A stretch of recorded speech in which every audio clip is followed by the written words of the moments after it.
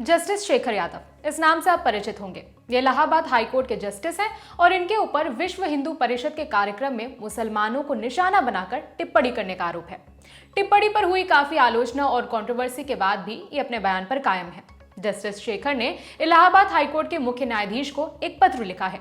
Video में जानेंगे कि जस्टिस शेखर ने अपने पत्र में किन बातों का जिक्र किया है। जस्टिस शेखर यादव के खिलाफ दर्ज हुई शिकायत के बाद सुप्रीम कोर्ट ने उनको तलब किया था और कहा था कि जस्टिस यादव को इस तरह के बयानों से बचना चाहिए। फिर 17 दिसंबर को वो सीजीआई संजीव खन्ना की अध्यक्षता वाली कॉलेजियम के सामने पेश हुए थे। इसके बाद सीजीआई ने इलाहाबाद हाईकोर्ट के मुख्य न्यायाधीश अरुण भंसाली को पत्र लिखकर जस्टिस शेखर वाले मुद्दे पर एक नई रिपोर्ट मांगी थी। इंडियन एक्सप्रेस से जुड़े श्यामलाल यादव की रिपोर्ट के मुताबिक जस्टिस यादव ने मुख्य न्यायाधीश अरुण भंसाली को पत्र लिखकर कहा है कि वो अपने बयान पर कायम है और उनके बयान से न्यायिक व्यवस्था के किसी भी सिद्धांत का उल्लंघन नहीं हुआ है। रिपोर्ट है कि सीजीआई ने अपने पत्र में एक लॉ स्टूडेंट की ओर से दर्ज कराई गई शिकायत का जिक्र किया है। साथ ही एक ऐसे आईपीएस अधिकारी की शिकायत का भी जिक्र है जिनको सरकार ने रिटायर कर दिया था। दोनों शिकायतें जस्टिस यादव के उस भाषण के खिलाफ हैं। अखबार ने सूत्रों के हवाले से बताया है कि जस्टिस यादव ने अपने जवाब में दावा किया है कि कुछ लोगों ने अपने फायदे के लिए उनके भाषण को तोड़ मरोड़ कर पेश किया है।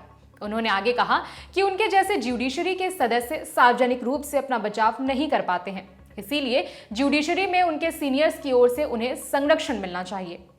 ऐसा माना जा रहा है कि जस्टिस यादव ने अपनी टिप्पणी के लिए माफी नहीं मांगी है। उन्होंने कहा है कि उनका भाषण संविधान के मूल्यों के अनुरूप था। उन्होंने सामाजिक मुद्दों पर अपने विचार रखे थे और उनके भाषण में किसी समुदाय के प्रति नफरत पैदा करने जैसी कोई बात नहीं थी। आपकी जानकारी के लिए बता दें कि 8 दिसंबर को Allahabad high court bar association के पुस्तकालय में विश्व हिंदू परिषद ने एक कार्यक्रम रखा था। इस कार्यक्रम में जस्टिस यादव ने कहा था कि हिंदू पक्ष ने अपनी कमियों को ठीक कर लिया है, जबकि मुस्लिम पक्ष ने नहीं किया है। उन्होंने आगे कहा था, आपको ये गलतफहमी है कि अगर कोई कानून यानी कि यूसीसी लाया जाता है तो ये आपके शरीयत, आपके इस्लाम और आपके कुरान के खिलाफ होगा।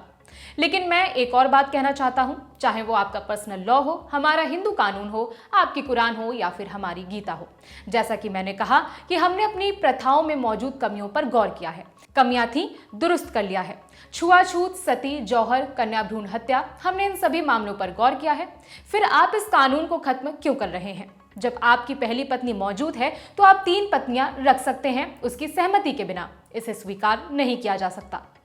जस्टिस शेखर यादव के इस भाषण के बाद काफी ज्यादा विवाद हुआ था। उनसे माफी मांगने की भी बात कही गई थी, लेकिन जस्टिस का कहना है कि उन्होंने कुछ गलत नहीं कहा है और वो अपने बयान पर कायम है।